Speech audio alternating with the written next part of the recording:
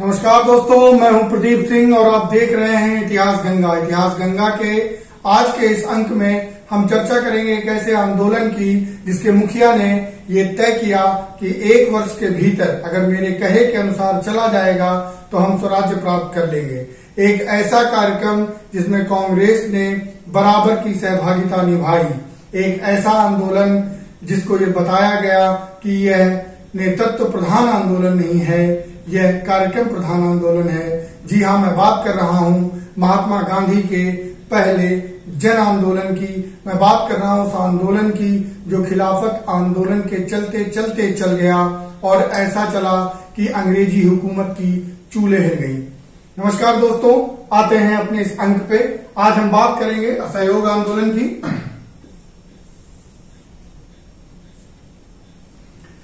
असहयोग आंदोलन या किसी भी आंदोलन की जब चर्चा की जाती है तो हमेशा मुख्यतः उन्हें 3 भागों में बांटा जाता है।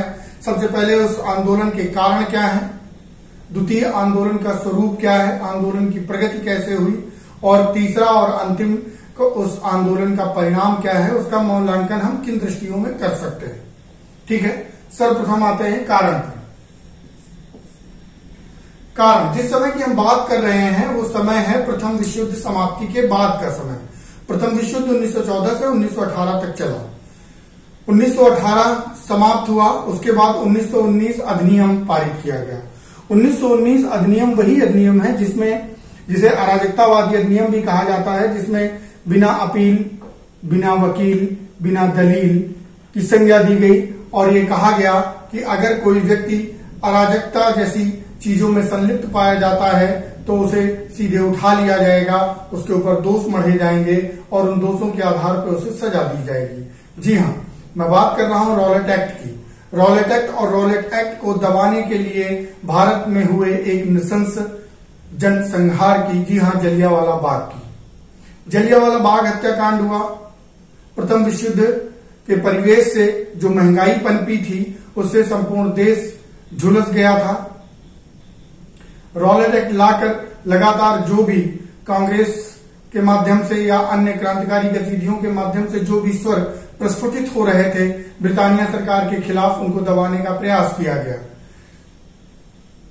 इन सब के बीच में ही क्या हुआ कि कांग्रेस की ये मजबूरी थी कि एक ऐसा आंदोलन चलाया जाए जिससे संपूर्ण भारत में उसे समर्थन प्राप्त हो, क्योंकि 1919 के भारत अधिनियम के अनुसार तुरंत चुनाव होने वाले थे। लेकिन इसके पहले हुआ क्या? इसके पहले ये हुआ कि गांधी जी ने 1919 में ही खिलाफत आंदोलन का नेतृत्व किया था। उस नेतृत्व के बाद जब उन्हें लगने लगा कि इस लड़ाई को अब लंबा और क्रमबद्ध तरीके से आगे बढ़ाया जाना जरूरी हो गया है, तो उन्होंने 1 अगस्त 1920, जी हाँ, ये तारीख बहुत महत्वपूर्ण है, 1 अगस्त 1920 को असहयोग आंदोलन का प्रारंभ कर दिया। 1 अगस्त 1920 को असहयोग आंदोलन प्रारंभ हो गया। खिलाफत आंदोलन समानांतर रूप से चल रहा था। गांधी जी ये चाहते थे कि कांग्रेस उसमें बराबर की सहभागी बने। उसके पीछे कारण क्या है? कारण यह है कि गांधी जी को इस संपूर्ण आंदोलन को अखिल भारतीय स्तर पर चलाने की मंशा थी और यह कार्य तभी पूरा हो सकता था जब उसके लिए एक अखिल भारतीय मंच प्रदान हो। और तत्कालीन समय में या समकालीन समय में केवल कांग्रेस ही एक ऐसा अखिल भारतीय मंच था जो इस आंदोलन को सजा सकता था, संवार सकता था। तो गांधी जी लगातार ये चाह रहे थे। इसी बीच में एक घटना हुई। घटना ये हुई कि सितंबर 1920 को कांग्रेस का विशेष अधिवेशन होता है कलकत्ता में।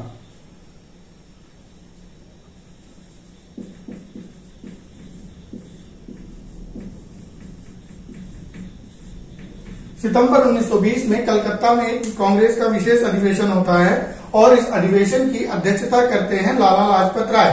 जी हाँ, लाला लाजपत राय लाल बाल पाल के ही एक अभिन्न अंग है।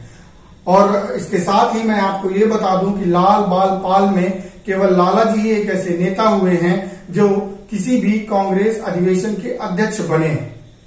ठीक है, लाला जी अधिवेशन की अध्यक्षता करते हैं। उसी अध्यक्षता, जब वो उसकी सदारत कर रहे थे, अध्यक्षता कर रहे थे, तभी ये प्रस्ताव उस कांग्रेस अधिवेशन में भी आता है कि कांग्रेस को भी असहयोग आंदोलन में सहभागी होना चाहिए, उसको आगे बढ़ाना चाहिए। लेकिन जो कांग्रेस के बड़े नेता हैं वो इस बात का विरोध करते हैं। मुख्यतः सीआर दास के बारे में बता दूं कि सीआर दास पेशे से वकील होते हैं और बंगाल के एक बड़े नेता इस समय स्थापित हो चुके होते हैं। सीआर दास साहब कहते हैं कि जब 1919 के भारतीय शासन अधिनियम के अनुसार चुनाव होने वाले हैं तो ज्यादा अच्छा होगा कि हम चुनाव में प्रतिभाग करें, जीते, हाउस में पहुंचे और फिर जब वहां पे कानून और अधिनियम बन रहे हो तो उस स्तर पे जाके उसका विरोध करें, ना कि इस स्तर पे जाके विरोध करें कि हम चुनाव ही न लड़ें, बहिष्कार कर दें। इस प्रकार सीआर दास इस बात का विरोध कर रहे थे। मालवीय जी भी विरोध में थे, लाला जी स्वयं विरोध में थे। तो इस तरह से क्या हुआ कि अगस्त 1920 में जो आंदोलन चला था, सितंबर 1920 को जो कलकत्ता का विशेष अधिवेशन हुआ, उसमें बहुत कुछ सफलता हासिल नहीं हुई। लेकिन इसी समय तक क्या हुआ था कि मोतीलाल नेहरू और एमआर जयकर जैसे नेता गांधी जी के अच्छे मित्र बन गए थे और उनको ये लगता था कि नहीं, कांग्रेस को इस आंदोलन में प्रतिभाग करना चाहिए। उसके पीछे भी कारण था। कारण ये था कि मोतीलाल नेहरू जैसे उस समय के भारत के अवध क्षेत्र से आते थे और उनको लगता था कि आने वाले समय में हमको चुनाव लड़ना पड़ेगा, कांग्रेस को चुनाव लड़ना पड़ेगा और चुनाव जीतने के लिए बेहद जरूरी है कि हमारे पास जन समर्थन हो, और जन समर्थन तभी प्राप्त होगा जब किसी एक बड़े आंदोलन में कांग्रेस की सहभागिता होगी। तो जब यही सितंबर 1920 का कलकत्ता का अधिवेशन नागपुर में मुख्य अधिवेशन के रूप में बदलता है, नागपुर दिसंबर 1920 को नागपुर में कांग्रेस का जब मुख्य अधिवेशन होता है जिसकी अध्यक्षता भी राघवाचारी करते हैं, तो उसमें फिर से यही बात उठती है कि क्या हमको इस आंदोलन में प्रतिभाग करना चाहिए या नहीं करना चाहिए। तब मोतीलाल नेहरू जितने भी विरोधी धड़े के नेता हैं उनको यह समझाने में, उनको कन्विंस करने में सफलता पाते हैं कि नहीं, हमको इस आंदोलन में प्रतिभाग करना चाहिए। और उसके बाद जब सीआर दास, जो कि स्वयं इसके प्रबल विरोधी थे, वो स्वयं इस प्रस्ताव को लेकर मंच पे जाते हैं, प्रस्ताव पास करते हैं, प्रस्ताव का समर्थन करते हैं मोतीलाल नेहरू, एमआर जयकर, लाला जी भी उसका समर्थन करते हैं। और जैसे ही कांग्रेस के इतने बड़े नेता इस प्रस्ताव का समर्थन करते हैं तो समर्थन करने के साथ ही गांधी जी के असहयोग आंदोलन को अखिल भारतीय स्तर पर कांग्रेस के मंच से चलाया जाए, इस विषय का प्रचंड बहुमत प्राप्त होता है और कांग्रेस इस अधिवेशन के साथ ही असहयोग आंदोलन के साथ पूरी तरह से जुड़ जाती है। तो ये तो हो गए कारण, और बात ये भी हो गई कि कांग्रेस कैसे इस अधिवेशन से जुड़ती है। अब आते हैं इस पूरे आंदोलन के स्वरूप पे। जैसे कि मैंने प्रारंभ में ही कहा था कि ये आंदोलन नेतृत्व प्रधान आंदोलन ना होकर कार्यक्रम प्रधान आंदोलन हो गया था। उसके पीछे कारण क्या है कि गांधी जी, चूंकि गांधी जी के पास देश विदेश में आंदोलन करने का एक बड़ा अनुभव था और उन्होंने कहा कि अब आंदोलन केवल ऐसे ही हवा में नहीं होगा, फाजेबाजी नहीं होगी, अब आंदोलन होगा नियमित ढंग से। उसके लिए कार्यकारिणियां बनेगी, कार्यक्रम निर्धारित किए जाएंगे और उसको क्रमबद्ध तरीके से आगे बढ़ाया जाएगा। नेतृत्व प्रधान आंदोलन में क्या होता था कि अगर नेता गिरफ्तार कर लिया जाता है या किन्हीं कारणों से उसे चोट आती है या वो आंदोलन का नेतृत्व करने में सक्षम नहीं होता है, तो ऐसी दशा में क्या होता था कि आंदोलन सनह समाप्त हो जाता था। जैसे कि हम लोगों ने देखा कि होम रूल लीग आंदोलन के समय, उस समय जब तिलक जी और एनी बेसेंट को गिरफ्तार किया तो आंदोलन स्वतः डगमग होते हुए दिखा। लेकिन इसमें ऐसा नहीं है, बहुत बड़ी बड़ी गिरफ्तारियां हुई, बाद में गांधी जी की भी गिरफ्तारी हुई, लेकिन आंदोलन तब तक समाप्त नहीं हुआ जब तक गांधी जी ने स्वयं उसे समाप्त नहीं कर दिया। ठीक, स्वरूप पे चर्चा करें उसके पहले मैं ये बता दूं कि 1 अगस्त 1920 को जैसे ही आंदोलन प्रारंभ होता है उसी दिन भारतीय आंदोलन को अपार क्षति भी पहुंचती है। जी हाँ, भारत के बेताज बादशाह लोकमान्य बाल गंगाधर तिलक जी इसी समय अपना देह समाप्त करते हैं, यानी कि उनकी मृत्यु हो जाती है। जब उनकी मृत्यु होती है तो गांधी जी कहते हैं कि मैंने अपना सबसे मजबूत पक्ष खो दिया, मैंने अपना राइट हैंड खो दिया, ये कहते हैं। इस लाइन को मैं इस वजह से बार बार बोल रहा हूं कि ये परीक्षा में एज इट इज पूछा जाता है। अब आते हैं स्वरूप पे। जिस समय की हम बात कर रहे हैं उस समय गांधी जी ने संपूर्ण आंदोलन को 2 भागों में बांटा, एक रचनात्मक कार्यक्रम, दूसरे नकारात्मक कार्यक्रम।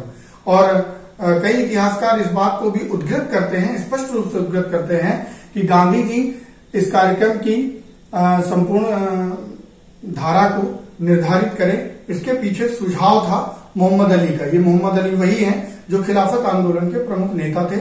मैंने पहले भी बताया कि इस समय समानांतर रूप से खिलाफत आंदोलन चल रहा था, मोहम्मद अली गांधी जी के साथ लगे हुए थे।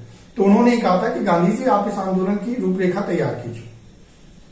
गांधी जी रूपरेखा तैयार करते हैं, इस पूरे आंदोलन को दो भागों में बांटा जाता है, रचनात्मक कार्य और नकारात्मक कार्य। नकारात्मक कार्यों में क्या होता है कि गांधी जी कहते हैं विदेशी कपड़ों और विदेशी वस्तुओं का बहिष्कार किया जाएगा, विदेशी उपाधियों का बहिष्कार किया जाएगा, विदेशी विद्यालयों, संस्थाओं, इंस्टीट्यूशंस का बहिष्कार किया जाएगा, विदेशी अदालतों का बहिष्कार किया जाएगा, और ऐसे लोग जो अंग्रेजी सरकार की अवैतनिक सेवा दे रहे हैं वो अपना पद छोड़ दें। ये नकारात्मक कार्यों में था। और इसका प्रभाव कैसा था? जब उपाधियां छोड़ने की बात आई तो सबसे पहले गांधी जी ने अपनी कैसरे हिंद की उपाधि छोड़ी। गांधी जी ने जुलू और बोअर जैसे पदकों को त्याग दिया। अब मैं बता दूं कि जुलू और बोअर जैसे पदक और कैसरे हिंद की उपाधि गांधी जी को अंग्रेजी सरकार के माध्यम से उस समय प्राप्त हुई थी जब गांधी जी प्रथम विश्व युद्ध आंदोलन के समय अंग्रेजों के सहयोग की भावना के साथ लगातार लोगों से यह आह्वान कर रहे थे कि आप अंग्रेजी सरकार की मदद कीजिए, सेना में शामिल होइए और उनके साथ युद्ध करिए। इसी समय जमनालाल बजाज ने राय बहादुर की उपाधि का भी त्याग कर दिया था। विद्यालयों का बहिष्कार हुआ। नौजवानों ने विद्यालयों का बहिष्कार करना प्रारंभ किया और इस कार्यक्रम को सबसे ज्यादा सफलता प्राप्त हुई बंगाल, पंजाब और आंध्र प्रदेश में। बंगाल में सीआर दास साहब खुद आंदोलन की बागडोर संभाल रहे थे। पंजाब में लाला लाजपत राय जी आंदोलन की बागडोर संभाल रहे थे। इन नेताओं के आधार पे जो आंदोलन चल रहा था प्रांतों में, उसमें लगातार इस आंदोलन को सफलता प्राप्त हो रही थी। लोगों ने विद्यालयों को छोड़ा, राष्ट्रीय संस्थानों को छोड़ा और ऐसे राष्ट्रीय संस्थानों को छोड़ा जिनमें अंग्रेजी सरकार की सरोकारिता थी। अब इसका प्रभाव क्या हुआ? इसका प्रभाव ऐसा नहीं था कि गांधी जी ने कह दिया कि आप विद्यालय छोड़ दीजिए, सब कुछ छोड़ दीजिए। नहीं, उसका विकल्प भी ढूंढ के रखा था। उन्होंने कहा था कि हम अंग्रेजी सरकार के जो भी विद्यालय हैं या संस्थान हैं उनको त्यागेंगे और उसके बदले में राष्ट्रीय और स्वदेशी संस्थानों का निर्माण भी करेंगे। तो इसका प्रभाव क्या हुआ कि जामिया मिलिया इस्लामिया, काशी विद्यापीठ, बिहार विद्यापीठ, गुजरात विद्यापीठ जैसे अच्छे संस्थानों की नींव भी पड़ी और लोगों ने जो भी विद्यार्थी वर्ग था उसमें दाखिला लेना प्रारंभ किया। जब गांधी जी ने ये कहा था कि विद्यालयों का त्याग किया जाएगा, उस समय लाला लाजपत राय को भी ये समझ में नहीं आ रहा था। उन्होंने इस बात का विरोध भी किया था। उन्होंने कहा कि अगर हम ऐसा करते हैं तो जो विद्यार्थी वर्ग है उसके भविष्य के साथ खिलवाड़ होगा। तब गांधी जी ने कहा था कि हम केवल सरकारी विद्यालयों को छुड़वाएंगे नहीं, बनस्पत दूसरे विद्यालय खोलेंगे भी और खोले भी गए। और जिन विद्यालयों या विद्यापीठों के मैंने नाम लिए हैं वो आज भी अच्छे संस्थान के रूप में अनवरत चल रहे हैं। और इसी समय क्या हुआ था कि सुभाष चंद्र बोस भी इस आंदोलन में कूदे थे सीआर दास के आह्वान पे और उन्होंने नेशनल कॉलेज बंगाल का प्राचार्य भी बनाया गया था। ठीक, आगे बढ़ते हैं। फिर था अदालतों का बहिष्कार। जब अदालतों के बहिष्कार की बात आती है तो इसको भी बंगाल और पंजाब में अवध प्रांत में भी बहुत अच्छा सफलता मिली थी। बड़े बड़े वकीलों ने, जैसे कि मोतीलाल नेहरू, जवाहरलाल नेहरू, सीआर दास, विरागवाचारी, एमआर जयकर, इन जैसे लोगों ने, इन जैसे नेताओं ने अपनी अदालत को छोड़ा। और जैसे कि विद्यालयों के परिप्रेक्ष्य में हुआ था वैसे ही अदालतों के परिप्रेक्ष्य में भी ऐसा ही हुआ। और ऐसा हुआ कि जब अदालतों का बहिष्कार किया गया तो इसके द्वितीय पक्ष में क्या किया गया कि पंचायतों का निर्माण किया गया और उन पंचायतों के माध्यम से जो भी देशी विवाद सामने आते थे उनका निपटारा किया जाता था। ये तो बहिष्कार की बात हो गई। जब हम बहिष्कार की बात करते हैं तो उसी समय एक बड़ा कार्यक्रम चला था, ताड़ी की दुकानों पर धरना। जो भारतीय महिलाएं थी वो ताड़ी या ऐसी दुकानों पे धरना भी देती थी जहां पे मद्य संबंधी चीजों का व्यापार होता था। महिलाएं तो खासकर परेशान होती हैं, उनके घर के अगर पति या बच्चे दारू पीते हैं या ताड़ी पीते हैं, आके घर में बवाल मचाते हैं, तो फिर स्वाभाविक सी बात है कि महिलाओं का इस आंदोलन में प्रखर होना। और आंदोलन प्रखर हुआ और इतना ज्यादा प्रखर हुआ कि जो ब्रिटानिया सरकार थी उसकी आबकारी नीति डगमगा गई। और इसके परिप्रेक्ष्य में ऐसा हास्यास्पद कदम उठाया अंग्रेजी सरकार ने बकायदा इस बात का प्रचार किया कि शराब पीना अच्छी बात है, ताड़ी पीना अच्छी बात है। जितने भी महान नेता हुए हैं वो सब ताड़ी पीते थे, शराब पीते थे। उन्होंने बताया कि Napoleon, Sikandar, Julius Caesar, Shakespeare, Gladstone, Bismarck जैसे बड़े नेता शराब पीते थे इसलिए महान हो गए। बड़ा हास्यास्पद होता है, लेकिन अपनी बात को मनवाने के लिए, समझाने के लिए जो तर्क दिए जाते हैं वो अंग्रेजी सरकार के तर्क कुतर्कों में बदल गए थे, लेकिन अपनी बात मनवा रहे थे। एक और आंदोलन का जो धड़ा था वो था विदेशी कपड़ों और विदेशी वस्तुओं का बहिष्कार। विदेशी वस्तुओं का बहिष्कार हो रहा था, कपड़ों का बहिष्कार हो रहा था, और इस कदर इस आंदोलन को सफलता मिली कि जैसे कि 1920 में आंदोलन हुआ और ये जो कपड़ों का बहिष्कार ये सब 1921 तक लगभग सफलता से दिखाई देने लगा था। 1920 में विदेशी कपड़ों या वस्तुओं का जो आयात हुआ था वो लगभग 1 अरब 2 करोड़ रुपए का था, और 1921 के मध्य तक आते आते यह आयात केवल 57 करोड़ रुपए का रह गया था। ये जो आंकड़ा है, ये आंकड़ा बताता है कि इस आंदोलन को कितनी सफलता मिली थी। जब गांधी जी ट्रेन के सफर से लगातार संपूर्ण भारत का दौरा कर रहे थे, उसी समय एक विशेष नाम है प्रभुदास गांधी। प्रभुदास गांधी गांधी जी के साथ उस संपूर्ण आंदोलन में सफर कर रहे थे। उन्होंने अपनी एक पुस्तक में इस बात के बिंदुओं को उजागर किया है कि जब ट्रेन किसी स्टेशन पर रुकती थी तो स्थानीय लोग गांधी जी के स्वागत में वहां उपस्थित रहते थे वो, और गांधी जी उनसे अपील करते थे कि ठीक है, आप संपूर्ण वस्तुओं को मत जलाइए, अपना दुपट्टा, अपनी पगड़ी यही जलाकर विरोध प्रदर्शित करिए। तो लोग फटाफट एकदम, जैसे ही गांधी जी ये बात कहते थे, अपनी पगड़ी, दुपट्टे, रुमाल, यहाँ तक कि रुमाल भी लोग रखते थे। उसमें एक होली का आयोजन किया जाता था, और जैसे ही गांधी जी की ट्रेन स्टेशन से छूटती थी, आगे बढ़ती थी, उस पर होली लगा दिया जाता था। वंदे मातरम, इंकलाब जिंदाबाद, गांधी जी जिंदाबाद जैसे नारे लगाए जाते थे। और प्रभुदास गांधी इस बात का जिक्र करते हैं कि हम ट्रेन की खिड़की से जब वो नजारा देखते थे तो हमको विदेशी वस्तुएं जलती हुई, चिंगारियां और ज्वालाएं दिखती थी। ये तो नकारात्मक कार्य हो गए मित्रों। अब हम बात करते हैं रचनात्मक कार्यों में। रचनात्मक कार्यों में क्या था कि चूंकि कांग्रेस इस समय तक आंदोलन का पूरी तरह से सहयोग कर रही थी, तो रचनात्मक कार्यों में क्या था कि हम चाहे विदेशी वस्तुओं का बहिष्कार कर रहे हैं तो जस्ट उसका अपोजिट स्वदेशी वस्तुओं का और उनके व्यापार को प्रोत्साहन देंगे। हम विदेशी विद्यालयों का या अंग्रेजों के विद्यालयों का विरोध कर रहे हैं तो हम राष्ट्रीय विद्यालय और स्वदेशी विद्यालय खोलेंगे। हम अदालतों का बहिष्कार कर रहे हैं तो हम स्वदेशी पंचायतों का निर्माण करेंगे। और कांग्रेस को भी बड़ा मजबूत बनाने का काम किया, क्योंकि कांग्रेस इस आंदोलन को देख रही थी। गांधी जी ने कहा कि 15 सदस्यीय एक कोर कमेटी कांग्रेस बनाए जो संपूर्ण आंदोलन को दिन प्रतिदिन उसका मूल्यांकन करे और कैसे आंदोलन को आगे बढ़ाना इस विषय में चर्चा करें। ये जो 15 सदस्यीय कांग्रेस कमेटी बनाने का निर्णय था गांधी जी का, वो उन्होंने होम रूल लीग के समय भी दिया था, लेकिन अन्य कांग्रेसी नेताओं के हस्तक्षेप की वजह से वो पास नहीं हुआ। लेकिन गांधी जी उसी समय इस बात से प्रभावित हुए थे। होम रूल लीग जब आंदोलन चल रहा था तब होम रूल लीग सोसाइटीज का निर्माण किया गया था। गांधी जी उससे बहुत प्रभावित थे। गांधी जी ने कांग्रेस में कहा कि 15 सदस्यीय एक और कमेटी बनाई जाए, और जो तत्कालीन समय में होम रूल लीग कमेटीज थी उनको पत्र लिखा और कहा कि अब आप समय आ गया है, इस आंदोलन में कूद जाइए। तो सबसे पहले तो एक 15 सदस्यीय कांग्रेस कमेटी का निर्माण किया गया जो लगातार इस आंदोलन के ऊपर नजर रखे हुए थी। दूसरा, गांधी जी ने कहा कि एक 300 सदस्यों की अखिल भारतीय कांग्रेस कमेटी का निर्माण किया जाएगा जो कांग्रेस को मजबूत करने के साथ इस संपूर्ण आंदोलन को अखिल भारतीय स्वरूप प्रदान करेगी। और केवल यही नहीं कि 300 सदस्यों की जो एक कमेटी बनेगी वो केंद्र में बैठेगी, उसके बाद उसको यह अधिकार दिया गया कि आप प्रांतों में कमेटियां बनाइए, प्रांतों की कमेटियों को अधिकार दिया गया कि क्षेत्रीय कमेटियां बनाइए, और उन कमेटियों को अधिकार दिया गया कि वो ग्राम स्तर पर कमेटियों का निर्माण करें। इससे होगा क्या? इससे ये होगा कि हम अपने आंदोलन को ग्रास रूट पे ले जाएंगे। और क्या होगा? कांग्रेस मजबूत होगी, उसके साथ भारतीय जन समर्थन जुड़ेगा। क्योंकि मैंने पहले बताया कि 1 अगस्त 1920 को ही तिलक जी का मृत्यु हुआ था। तिलक जी की मृत्यु के बाद यह निर्णय लिया गया कि एक तिलक स्वराज फंड का निर्माण किया जाएगा।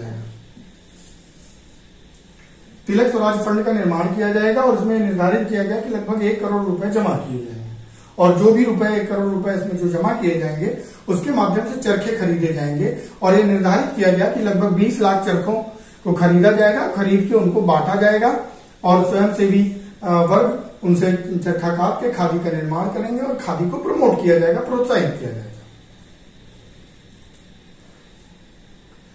और एक विशेष चीज ये थी कि जो भी कांग्रेस कमेटियां बन रही थी उन पे इस बात के लिए जोर दिया गया कि वो क्षेत्रीय भाषाओं का ज्यादा प्रयोग करें। और संपूर्ण इतिहास में या कांग्रेस के इतिहास में ऐसा पहली बार हुआ था कि क्षेत्रीय भाषा में कांग्रेस कमेटियां बनाने की बात की गई थी, उसको निर्धारण किया गया था, उसको पूरा किया गया था। ये प्रश्न ऐसे ही आता है कि क्षेत्रीय भाषाओं का प्रोत्साहित कब किया गया है, क्षेत्रीय भाषाओं में कांग्रेस कमेटियों के निर्माण की बात कब कही गई, तो असहयोग आंदोलन।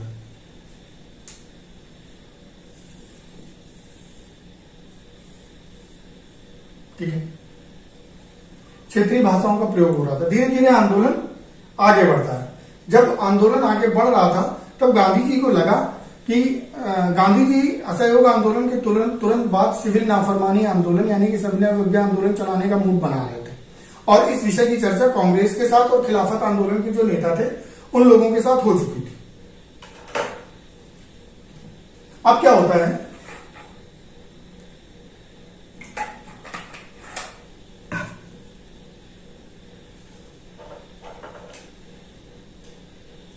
अब होता क्या है दोस्तों कि गांधी जी तो सिविल नाफरमानी आंदोलन, सविनय अवज्ञा आंदोलन चलाने के मूड में थे, लेकिन उनको लगता है कि अभी वो समय नहीं आया, क्योंकि कांग्रेस की जितनी सदस्यता होनी चाहिए थी उतनी सदस्यता हो नहीं पाई। सदस्य भी 1 करोड़ सदस्य तैयार करने थे। तो गांधी जी ने कहा इसका एक उपाय ये है कि कांग्रेस सदस्यता शुल्क को हम कम कर देते हैं। तो गांधी जी ने कहा कि अब कांग्रेस सदस्यता शुल्क जो होगा वो 25 पैसे होगा। 25 पैसे का मतलब 4 आना, जिसको हम आम बोलचाल की भाषा में चमन्नी भी कहते हैं। तो उसी समय जो राजनीतिक पत्र या समसामयिक पत्र छपते थे उनमें कहा गया कि चमन्नी सदस्यता या चमन्निया सदस्यता का नाम दिया गया था उसको। तो 25 पैसे कर दिया गया। उसका प्रभाव भी रहा कि 1901 के प्रारंभ में ही, 1921 के प्रारंभ में ही लगभग 50 लाख कांग्रेस की सदस्यता हो गई थी। और ये मोटा माटी अनुमान लगाया जा रहा था कि लगभग भारत के हर घर या उसके आसपास कांग्रेस पहुंच चुकी है। और तिलक स्वराज फंड जो अपनी सीमा थी उसको पार कर गया था, और जिससे कांग्रेस के या असहयोग आंदोलन के जो रचनात्मक कार्य थे उनको बड़ी तेजी भी मिली। 1921 में मोहम्मद अली ये घोषणा करते हैं कि किसी भी प्रकार अंग्रेजी सेना का सहयोग करना देश के साथ गद्दारी होगा। अतः मैं आपसे आह्वान करता हूं, मुसलमानों से विशेष करके, कि अंग्रेजी सेना में भर्ती ना हो। और इसका बड़ा असर पड़ा। कई सारे मुस्लिम सैनिकों ने अंग्रेजी हुकूमत की सेना छोड़ भी दी, कई सारे लोगों ने जाने से मना कर दिया।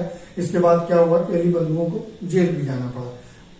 अब जब हम बात ही कर रहे हैं कि जेल जाने की, तो मैं ये स्पष्ट कर दूं कि इस आंदोलन की सबसे पहली गिरफ्तारी हुई सीआर दास की, और सीआर दास के साथ ही उनकी पत्नी बासंती देवी।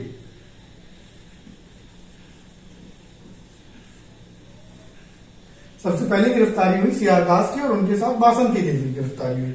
एक प्रश्न ये भी पूछा जाता है कि असहयोग आंदोलन में गिरफ्तार होने वाली पहली महिला तो बासंती देवी और पहले पुरुष सीआर दास। आंदोलन धीरे धीरे आगे बढ़ रहा है। अब ये स्वाभाविक सी बात है कि अगर आंदोलन प्रखर हो रहा है, अखिल भारतीय स्वरूप को ग्रहण कर रहा है, तो अंग्रेज चुपचाप तो नहीं बैठेंगे। अंग्रेजों ने धीरे धीरे इस आंदोलन के दमनकारी प्रक्रिया को प्रारंभ कर दिया था। उन्होंने स्वयंसेवी संगठनों, जो भी संगठन थे, उनको अवैध घोषित कर दिया। धीरे धीरे नेताओं को गिरफ्तार करना शुरू किया। उसी समय एक कार्यक्रम आयोजित किया जाता है। 1921 में प्रिंस ऑफ वेल्स का भारत आगमन होता है। जब वो भारत आते हैं तो कांग्रेस की तरफ से जो अभियान चलाया जा रहा था, उनके स्वागत में ये किया गया कि रोडें खाली कर दी गई, दरवाजे बंद कर दिए गए, शटर डाउन। तो पूरे देश में जहां जहां भी प्रिंस ऑफ वेल्स गए, बंद दरवाजों और बंद खिड़की कुंडियों ने उनका स्वागत किया। लेकिन वो गए, वो जो भी कार्यक्रम कर रहे थे, कार्यक्रम उन्होंने किया। वापस जब लौट के आ रहे थे, उसी समय कुछ आंदोलनकारी जो असहयोग आंदोलन को कर रहे थे और कुछ उनके पक्ष के लोग, दोनों की आपस में मुठभेड़ होती है। एक छोटी सी लड़ाई होती है, पुलिस कार्रवाई करती है। पुलिस कार्रवाई में कई सारे लोग जख्मी होते हैं, मारे भी जाते हैं। एक सरकारी आंकड़ा है जिसके हिसाब से करीबन 70 लोग मारे जाते हैं।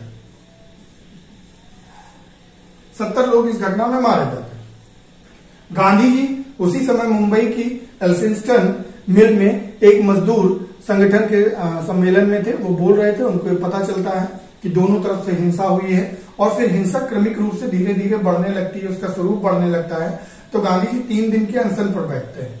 गांधी जी कहते हैं कि मेरे आंदोलन में किसी भी प्रकार की हिंसा की आवश्यकता नहीं है। फिर धीरे धीरे हिंसा समाप्त होती है।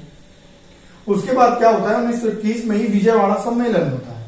विजयवाड़ा सम्मेलन होता है। विजयवाड़ा सम्मेलन में मुख्यतः इस बात की चर्चा होती है कि क्या देश सविनय अवज्ञा आंदोलन के लिए तैयार है? क्या जिन लक्ष्यों को लेकर हम चल रहे थे उन लक्ष्यों की पूर्ति हम कर चुके हैं? चूंकि गांधी जी ने आंदोलन प्रारंभ करते समय ही ये कहा था, बहुत ही महत्वपूर्ण लाइन है, याद रखिएगा। गांधी जी ने कहा था कि अगर मेरे कहे के अनुसार हम चलते हैं, हमने जो कार्यक्रम निर्धारित किए हैं उनका पुरजोर तरीके से अमल में लाया जाता है, उनको हम पूरा करते हैं, तो 1 वर्ष के भीतर स्वराज्य प्राप्त कर लेंगे। यह स्वराज्य स्वशासन जैसा नहीं है, लेकिन यह स्वराज्य स्वतंत्रता जैसा भी नहीं। लगभग 1 वर्ष का समय पूरा होने वाला था, हम अगस्त 1921 के आसपास आ रहे हैं। तो चूंकि कई सारे लोग केवल यह सोच के ही इस आंदोलन में कूद पड़े थे कि 1 वर्ष के भीतर स्वराज्य प्राप्त हो जाएगा, कोई बात नहीं, 1 वर्ष झेल लिया जाएगा, लेकिन ऐसा तो हुआ नहीं। ऐसा हुआ नहीं तो गांधी जी ने इसमें कहा कि अब हमको आंदोलन और तेज करने की जरूरत है, कांग्रेस को और मजबूत करने की जरूरत है। कार्यक्रम निर्धारित किए गए, उन पर लगा गया। गांधी जी लगातार खादी को भी प्रमोट कर रहे थे। तभी एक बालक ने, जो विद्यार्थी वर्ग से आता था, गांधी जी से कहा कि गांधी जी, खादी तो बड़ी महंगी है, कैसे उसको लगातार पहना जा सकता है? तो अब खादी महंगी होगी भी, क्योंकि खादी हाथ से कताई बुनाई होती थी, उसकी अधिक समय में कम कपड़ा तैयार होता था। मिल में जो कपड़ा तैयार होता था वो कम समय में ज्यादा कपड़ा तैयार होता था, तो बहुत स्वाभाविक है कि खादी महंगी थी। तो इसी समय, यही वो समय है, महत्वपूर्ण समय है, जब गांधी जी ने कहा कि महंगा हो तो कम कपड़े पहनो, अगर खादी महंगा है तो कम कपड़े पहनो, लेकिन खादी पहनो। और ये कहते कहते उन्होंने अपना कुर्ता उतार के फेंक दिया, और उसके बाद गांधी जी एक लंगोटी और धोती में ही संपूर्ण जीवन में रहे। तो ये घटना कब हुई? विजयवाड़ा सम्मेलन।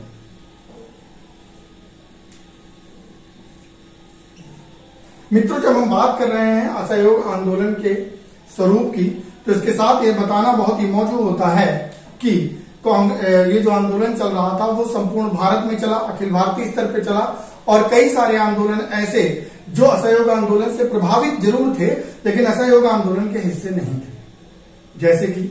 जैसे कि बंगाल में, अवध प्रांत में, आंध्र प्रदेश में, मद्रास में, केरला में, पंजाब में बहुत सारे आंदोलन चले। चर्चा करते हैं।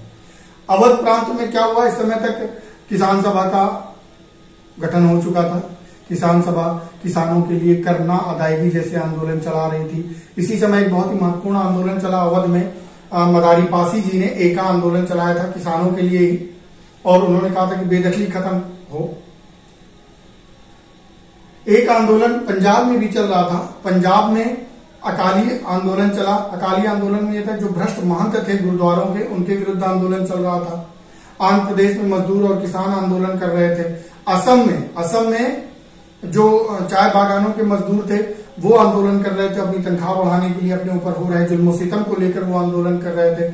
और असम आंदोलन की सबसे बड़ी बात थी कि वहां भारत माता की जय, वंदे मातरम, इनकलाब जिंदाबाद के साथ एक नारा और लगाया जाता था। वो नारा था गांधी बाबा की जय। ये बात असम की है।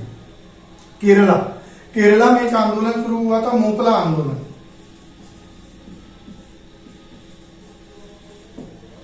केरला में मोपला आंदोलन शुरू हुआ 1921 में। मैं बता दूं कि यह आंदोलन मुख्यतः खेतिहर मजदूरों और खेतिहर जमींदारों के बीच था। लेकिन वहां था क्या? जो खेतिहर मजदूर थे वो मुस्लिम वर्ग से आते थे। मोपला एक प्रकार की जनजाति या खेतिहर जाति होती है वो, और जो जमींदार वर्ग था वो हिंदू था। तो इन दोनों के मध्य आपस में कर को लेके, मजदूरी को लेके एक आंदोलन चला। आंदोलन प्रखर हुआ, आंदोलन आगे भी बढ़ा। लेकिन धीरे धीरे क्या हुआ, जब इस आंदोलन में बड़े नेता इन्वॉल्व हुए तो ये आंदोलन सांप्रदायिक रूप ले लिया, हिंदू बनाम मुस्लिम हो गया। तो जब ये आंदोलन हिंदू बनाम मुस्लिम हो गया, अभी तक तो इसको असहयोग आंदोलन का आक्षेप था, लेकिन जब यह सांप्रदायिक रूप ले लिया तो गांधी जी ने इस आंदोलन के रूप में इस आंदोलन के लिए स्पष्ट किया कि यह आंदोलन असहयोग आंदोलन का हिस्सा नहीं।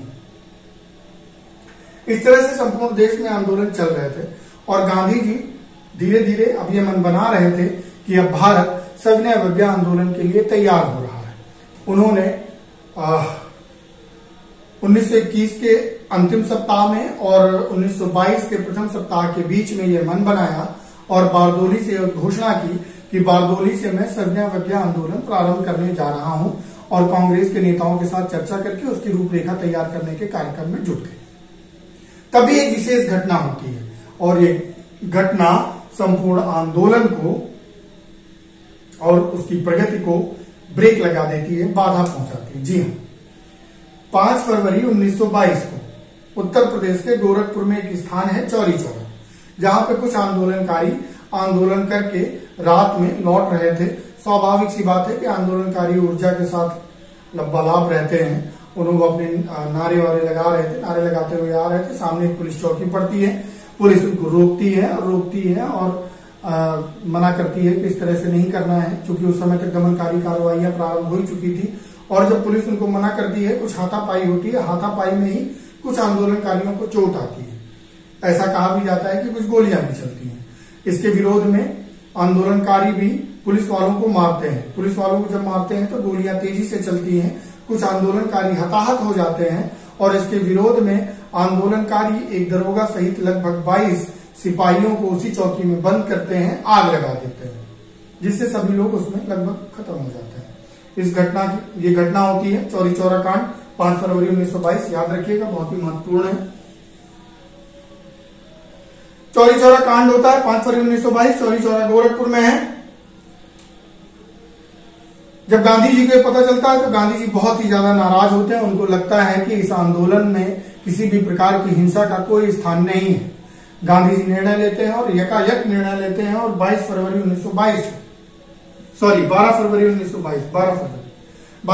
1922 को वह घोषणा करते हैं। उस समय वो बारदोली में ही थे। बारदोली से इस बात की घोषणा करते हैं कि चौरी चौरा जैसी घटना के बाद यह स्पष्ट रूप से ज्ञात होता है कि भारत अभी किसी बड़े आंदोलन को आगे बढ़ाने की स्थिति में नहीं है, और वो असहयोग आंदोलन को अनिश्चितकालीन समय के लिए स्थगित कर देते हैं। गांधी जी की घोषणा संपूर्ण आंदोलन के लिए, संपूर्ण भारत के लिए, संपूर्ण आंदोलनकारियों के लिए एक कुठाराघात जैसी थी। इसका भी बड़ा विरोध होता है। विरोध इस कदर होता है कि सुभाष चंद्र बोस, लाला लाजपत राय, सीआर दास जैसे ऐसे नेता जो गांधी जी के सहयोग में थे, विरोध में जाते हैं। कहते हैं कि किसी देश के किसी एक गांव में अगर छोटी सी घटना होती है, अगर कोई पाप होता है, तो उसका प्रतिफल संपूर्ण देश भोगे, यह कदापि उचित नहीं है। बहुत ही ज्यादा विरोध होता है। एक मार्क्सवादी बड़ी लेखक हुए हैं रजनीकांत दत्ता, वो विरोध करते हैं, और विरोध करते हुए ये लिखते हैं कि गांधी जी के नेतृत्व में अब वो क्षमता नहीं रही कि वो संपूर्ण भारत के किसी आंदोलन का नेतृत्व कर सके। लगातार गांधी जी का विरोध होता है, और गांधी जी भी राजनीतिक गतिविधियों को छोड़कर समाज सेवा के कार्यों में लग जाते हैं। लेकिन जब इतना विरोध चल रहा होता है, तभी 23 फरवरी 1922 को यंग इंडिया के एक लेख में गांधी जी लिखते हैं कि अंग्रेज या कोई भी ये ना समझे कि आंदोलन समाप्त हो चुका है। अंग्रेजी हुकूमत की जड़ों को हिलाने के लिए असहयोग आंदोलन प्रारंभ किया गया था, और यह आंदोलन ऐसा आंदोलन है जो निर्णायक रूप लेगा। आज नहीं तो कल, 1 साल बाद या 6 साल बाद हम देश की स्वतंत्रता को हासिल करके ही रहेंगे। इससे गांधी जी ने अपने तेवर स्पष्ट कर दिए थे कि हो सकता है कि आज मैंने यह आंदोलन प्रारंभ किया और उसे 2 साल बाद समाप्त कर दिया, लेकिन हम यहाँ रुकेंगे नहीं, हम अपनी वास्तविक आजादी को प्राप्त करके ही रहेंगे। कई सारे लोग गांधी जी के ऊपर आक्षेप लगाते हैं कि गांधी जी वाकई में भारत के आंदोलन की नब्ज को समझ नहीं पाए। लेकिन मित्रों, बहुत ध्यान से जब संपूर्ण आंदोलन को देखा जाता है तो यह अवश्य समझ में आता है कि किसी भी आंदोलन को लगातार चलाए रख पाना बहुत कठिन होता है। ऊर्जा समाप्त होती है, और इसके लिए बहुत आवश्यक होता है कि आंदोलन को कुछ समय के लिए रोक दिया जाए, वो पुनः ऊर्जान्वित हो, नई रूपरेखा बने, और उस नई रूपरेखा के अनुसार कार्यक्रम को आगे बढ़ाया जाए। तो इस प्रकार मित्रों, असहयोग आंदोलन, उसके कारण क्या है, उसका स्वरूप क्या है, उसका परिणाम क्या है, इस पे चर्चा हुई। किस कारणों से उसे रोका गया, इस बात पे भी चर्चा हुई। लेकिन अगर इस बात का मूल्यांकन किया जाए कि असहयोग आंदोलन ने हासिल क्या किया और खोया क्या, तो मुझे खोया जैसा तो कुछ नहीं लगता है। लेकिन असहयोग आंदोलन ने हासिल बहुत किया। हासिल तो सबसे पहले ये किया कि हमारी जो एकमात्र अखिल भारतीय मंच था, जो कांग्रेस था, वो बहुत ही मजबूत हुआ। दूसरा, गांधी जी जैसा एक प्रखर नेता मिला। तीसरा, लोगों को यह विश्वास हो चला था चौरी चौरा कांड के बाद कि जिस रास्ते पर हम चल रहे हैं उससे हम स्वतंत्रता प्राप्त कर सकते हैं। अखिल भारतीय स्तर पर कार्य हो गया।